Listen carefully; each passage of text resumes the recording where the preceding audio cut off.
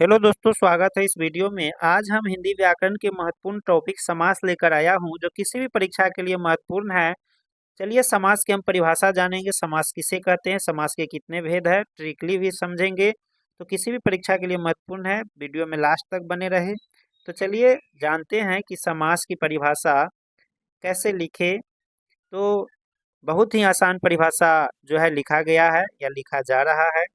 दो या दो से अधिक शब्दों के मेल से, दो या दो से अधिक शब्दों के मेल से उत्पन्न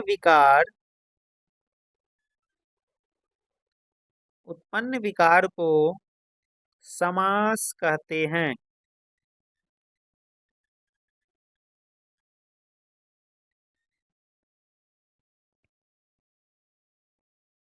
समास का अर्थ समझेंगे। समास का अर्थ क्या होता है? तो समास का अर्थ होता है संक्षेप। संक्षेप मतलब छोटा सा, किसी दो शब्द को एक जगह जोड़ के छोटा कर देना, इसलिए समास का अर्थ संक्षेप।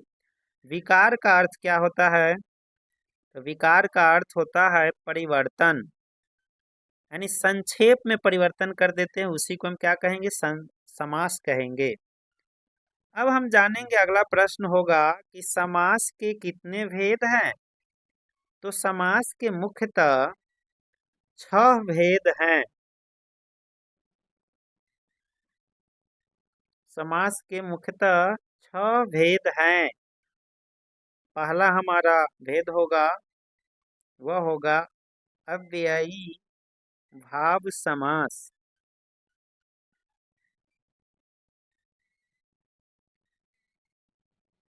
अव्ययी भाव समास किसे कहते हैं? तो वैसा समास जिसका प्रथम पद अव्यय हो, उसे अव्ययी भाव समास कहेंगे। जैसे प्रतिदिन, दो शब्द है प्रति और दिन। प्रति क्या है? अव्यय है। एकाएक, एकाएक में दो शब्द आया है एक एक करके। यथा संभव, तो संभव में क्या जुड़ा है? यथा, तो यथा क्या हो जाएगा? तो अव्यय हो जाएगा, इसलिए अव्ययी भाव समास। यथा शक्ति, यथा यथा लगा रहे, प्रति लगा रहे, हर रोज यानी हर लगा रहे, वे खूबी यानी वे लगा रहे, आमरण यानी आ लगा रहे, प्रत्यक्ष यानी प्र लगा रहे। तो ऐसे शब्द को हम अव्ययी भाव समास कहेंगे। अगला हमारा समास होगा दूसरा, द्विगु समास। द्विगु समास किसे कहते हैं? तो ऐसा समास जिसका पहला पद संख्यावाचक हो। पद मतलब शब्द, पहला शब्द संख्यावाचक हो या पहला पद संख्यावाचक हो, दोनों एक ही बात है। तो पहला पद संख्यावाचक हो उसे क्या कहेंगे? तो द्विगु समास कहेंगे। जैसे उदाहरण में है त्रिभुज। तो त्रिभुज में दो शब्द है त्रि और भुज। त्रि मतलब तीन, और भुजा मतलब भुज मतलब भुजा, तीन भुजा। पंचमुहानी, मुहानी मतलब होता है रास्ता, यानी पांच वाला, पांच रास्ता वाला हो उसे पंचमुहानी कहेंगे। पंच मंदिर, मंदिर तो है लेकिन 5 गो मंदिर है। सत घर, घर तो है लेकिन 7 घर है। तो संख्यावाचक शब्द होगा उसको हम क्या कहेंगे? द्विगु समास कहेंगे। अगला हमारा समास है द्वंद्व समास। द्वंद्व समास किसे कहेंगे? तो जिनमें दोनों पद प्रधान हो। पद मतलब शब्द, यानी जिनमें दोनों शब्द प्रधान हो उसे हम क्या कहेंगे? तो द्वंद्व समास कहेंगे। यानी एक भी पद का प्रधानता नहीं, दोनों पद का प्रधानता होगा, दोनों पद का वैल्यू एक जैसा होगा। जैसे माता पिता, तो माता पिता दोनों महत्वपूर्ण है। गौरी शंकर दोनों महत्वपूर्ण है, गौरी और शंकर। राधा कृष्ण, राधा और कृष्ण दोनों महत्वपूर्ण है। तो द्वंद्व समास में एक ट्रिक और है कि बीच में योजक चिन्ह लगा रहे, इससे भी पहचान कर लेते हैं द्वंद्व समास का। और दोनों पद एक वैल्यू का होता है, माता पिता, गौरी शंकर, राधा कृष्ण, लोटा डोरी। अगला हमारा समास है बहुव्रीहि समास। बहुव्रीहि समास का परिभाषा क्या है? तो तीसरा विशेष अर्थ प्रधान हो, यानी दोनों शब्द से मिलकर एक शब्द बना जिसका अर्थ तीसरा होता है, उसे हम बहुव्रीहि समास कहते हैं।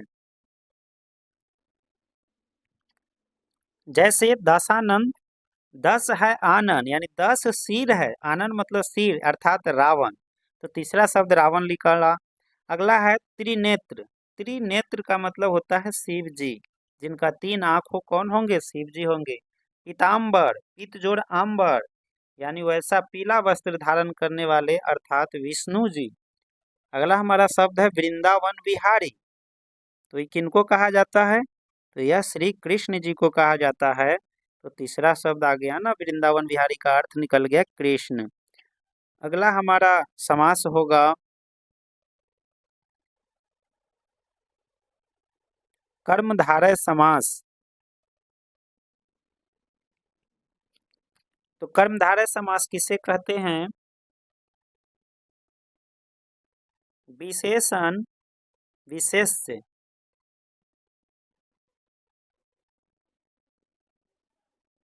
संबंध को बनाता है या बनाता हो तो वहाँ कर्मधारय समास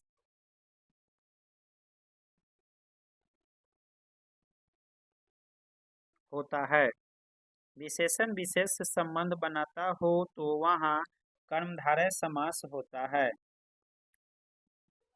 यानी दो शब्द है, लाल गाय, गाय तो है लेकिन कैसा रंग है गाय का? तो लाल गाय है, तो गाय की विशेषता लाल है, इसलिए लाल गाय कर्मधारय समास होगा। लाल रंग क्या है? तो विशेषण है, किसका विशेषण है? तो गाय का, तो गाय क्या हो जाएगा? तो विशेष से हो जाएगा। लाल रंग की गाय है ना, तो लाल रंग क्या है? विशेषण है, गाय क्या है? विशेष है। उसी तरह से कमल नयन, यानी नयन मतलब होता है आँख, कैसा आँख? तो कमल जैसा, तो कमल नयन, तो कमल के समान नयन होगा अर्थात कर्मधारय समास। अगला और अंतिम हमारा समास है तत्पुरुष समास। तत्पुरुष समास किसे कहते हैं?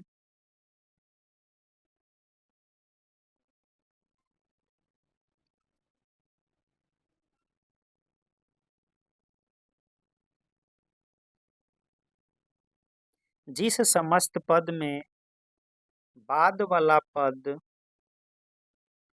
प्रधान हो, जिस समस्त पद में बाद वाला पद प्रधान हो, पद मतलब शब्द होता नहीं, बाद वाला शब्द प्रधान हो, उसे तत्पुरुष समास कहते हैं। जैसे